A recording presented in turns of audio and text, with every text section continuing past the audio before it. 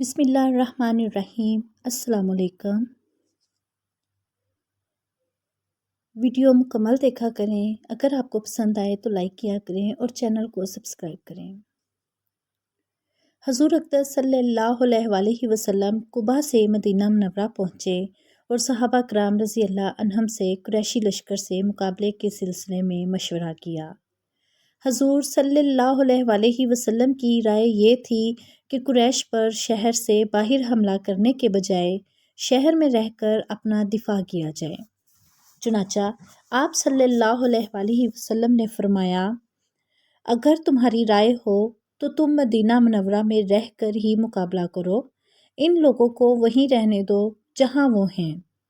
اگر وہ وہاں پڑے رہتے ہیں تو وہ جگہ ان کے لیے بدترین ثابت ہوگی، اور اگر ان لوگوں نے شہر میں آ کر ہم پر حملہ کیا تو ہم شہر میں ان سے جنگ کریں گے، اور شہر کے پیچ و خم کو ہم ان سے زیادہ جانتے ہیں۔ آپ صلی اللہ علیہ وآلہ وسلم نے جو رائے دی تھی، تمام بڑے صحابہ کرام کی بھی وہی رائے تھی۔ منافقوں کے سردار عبداللہ ابن ابی نے بھی یہی مشورہ دیا۔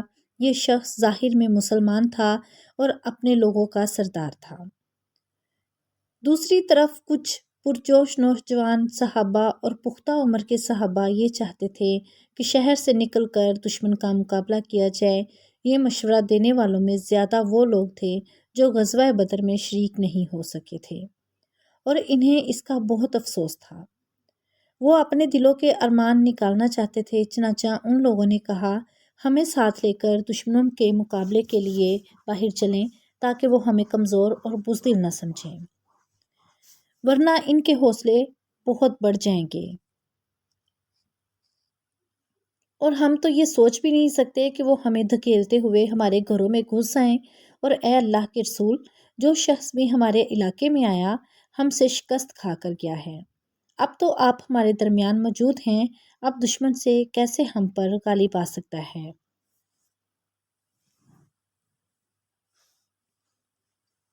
حضرت حمزہ رضی اللہ عنہ نے بھی ان کی تائید کی۔ آخر آپ صلی اللہ علیہ وآلہ وسلم نے ان کی بات مان لی۔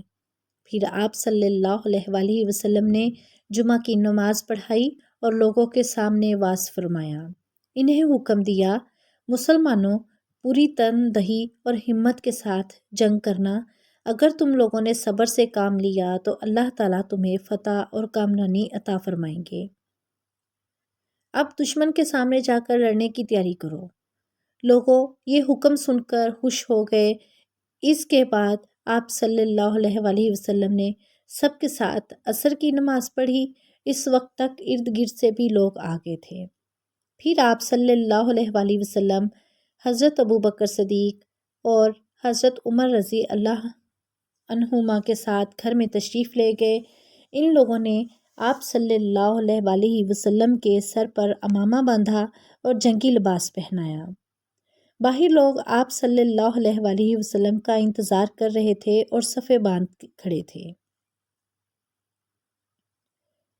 اس وقت حضرت سعد بن معاذ اور حضرت اسید بن حضیر رضی اللہ عنہما نے مسلمانوں سے کہا، رسول اللہ صلی اللہ علیہ وآلہ وسلم کی مرضی شہر میں رہ کر لڑنے کی تھی، تم لوگوں نے انہیں باہر نکل کر لڑنے پر مجبور کیا، بہتر ہوگا تم اب بھی اس معاملے کو ان پر چھوڑ دو۔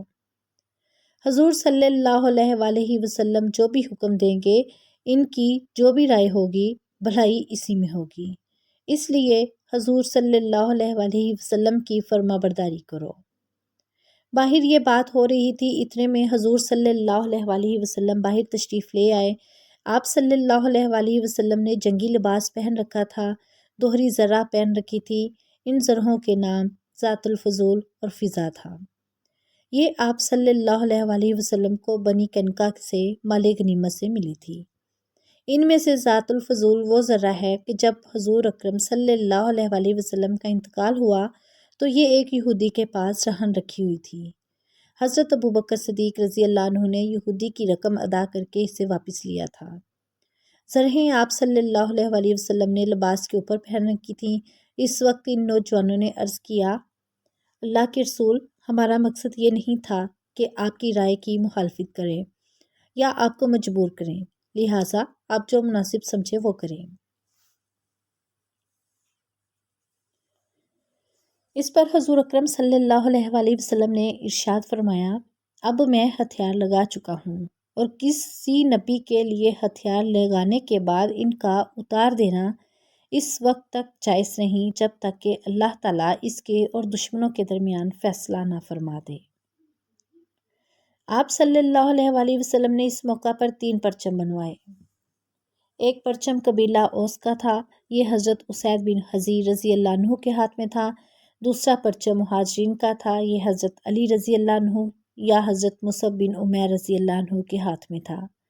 تیسرا پرچم قبیلہ خزرج کا تھا، یہ حباب بن منظر رضی اللہ عنہ یا حضرت سعد بن عبادہ رضی اللہ عنہ کے ہاتھ میں تھا۔